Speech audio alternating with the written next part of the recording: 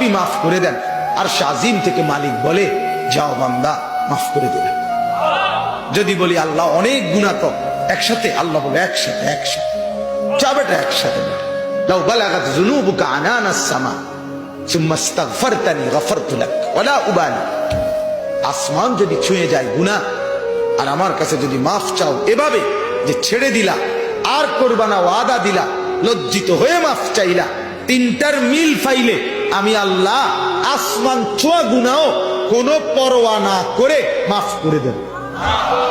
কাউরে বলবো না, লজ্জাও দেব না, শরমও দেব, কাউরে জানাই তেমন। দুনিয়ার মানুষে তো মাফ করে, করবার আগে কয় আচ্ছা মাফ করে দেবো, ঠিক আছে, কিন্তু তোর আব্বারে জানাই রে তোর খাচ্ছত বালা না, তোর চিনি, ঠিক কিনা বলেন না? আচ্ছা মাফ করে দেবো, ঠিক আছে বাবুরে আজকে কই নাইতাম না, কিন্তু তোমার বাইরে কথাটা বলে রাখি, তুমি আর যে অভ্যাস তোমার চিনি বালা।